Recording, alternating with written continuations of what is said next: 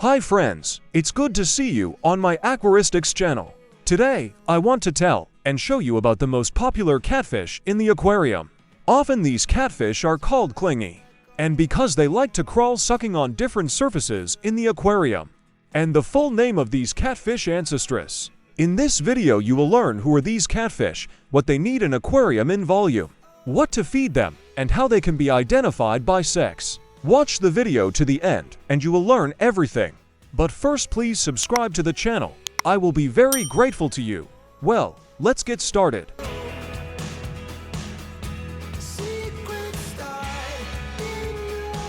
Ancistrus catfish, also known as bristlenose catfish or bushy nose catfish, are a popular type of aquarium fish. They belong to the Loricariidae family and are native to South America, especially the Amazon River basin. The genus Ancistrus includes many different species, but the most commonly kept species in aquariums is Ancistrus temminckii.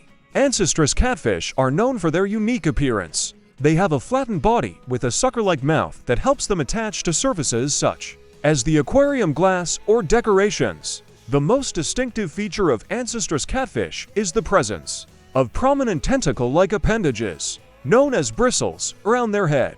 These bristles are more prominent in males and are used for communication and territorial displays. One reason why Ancistrus catfish are popular among aquarium hobbyists is their ability to help keep the tank clean.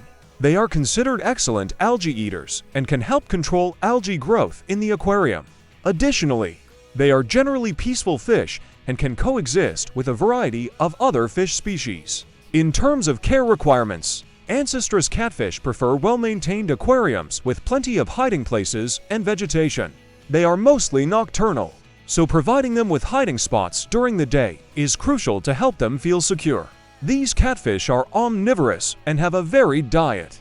They will feed on algae, plant matter, and also accept sinking pellets or wafers specifically designed for bottom feeders. It's important to note that Ancistrus catfish are territorial, especially during breeding. They prefer to have their own space and may become aggressive towards other fish encroaching on their territory. In a community aquarium, it's recommended to provide ample space and hiding spots for each catfish to minimize potential conflicts. And so you have learned brief information on these catfish. Now let's find out what kind of aquarium is suitable for them.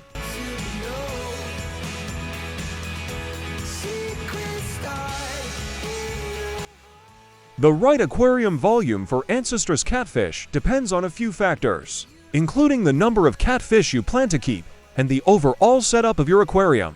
Ancistrus catfish can thrive in a range of tank sizes, but it's important to provide them with enough space to ensure their well-being and happiness. As a general guideline, a minimum tank size of around 20 to 30 gallons, 75 to 113 liters, is often recommended for a small group of Ancistrus catfish. This size allows them to have enough room to swim and explore while also providing adequate hiding spots and territory.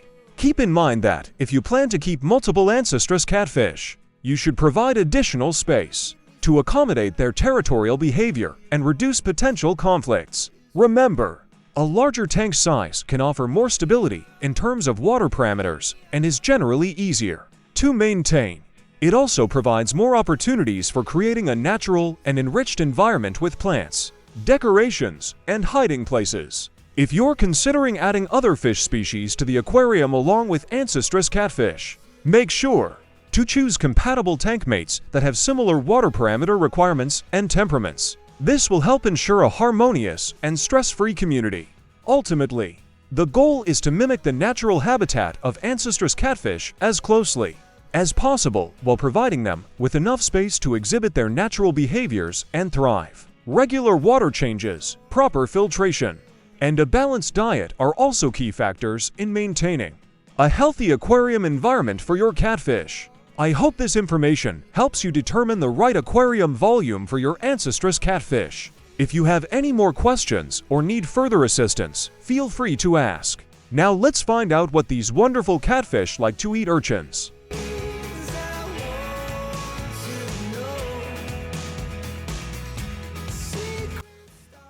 To feed Ancistrus catfish, it's important to provide them with a balanced diet that meets their nutritional needs. These catfish are omnivorous, meaning they eat both plant matter and small invertebrates. Here are some options for feeding Ancistrus catfish. 1.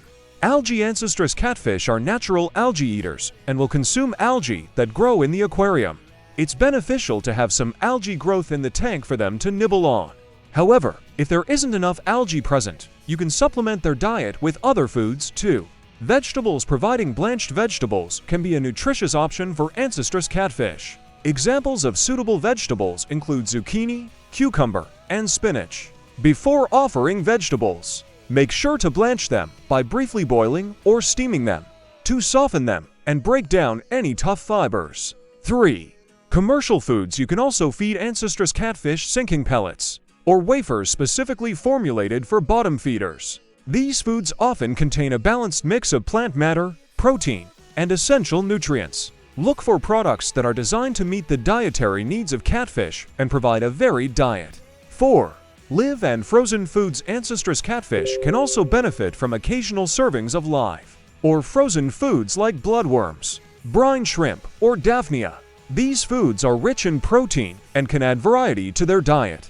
Just be sure to feed them in appropriate portions and avoid relying too heavily on live foods. When feeding Ancistrus catfish, it's important to offer small portions that they can consume within a few minutes. Overfeeding can lead to water quality issues and obesity in these fish. Monitor their feeding behavior and adjust the amount of food accordingly. Remember to remove any uneaten food after feeding to prevent it from decomposing and affecting the water quality. Regular water changes and proper filtration are also essential to maintain a healthy environment for your Ancistrus catfish. I hope these feeding suggestions help you provide a nutritious diet for your Ancistrus catfish.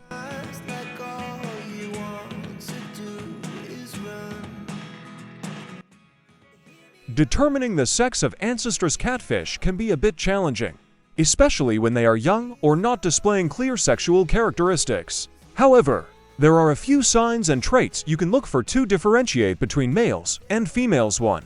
Size and body shape. In most species of Ancistrus catfish, -1 males tend to be slightly larger and bulkier than females. Males may also have a more muscular appearance, particularly in the pectoral fin region. 2.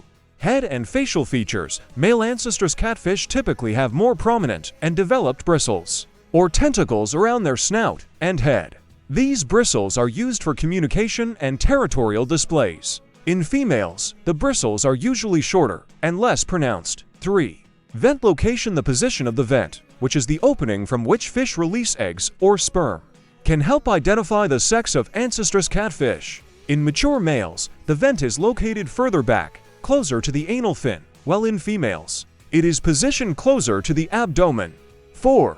Behavior and territorial displays. During breeding times, you may observe specific behaviors that can indicate the sex of Ancistrus catfish. Male catfish may exhibit territorial behavior, such as defending a specific area or constructing and tending to a bubble nest. 5. Coloration and patterns. Some species of Ancistrus catfish exhibit sexual dimorphism in coloration and patterns, with males displaying brighter or more vibrant colors compared to females. However, this characteristic can vary among different species, so it's not always a reliable indicator. It's important to note that these characteristics may not be definitive, especially in younger or less mature catfish.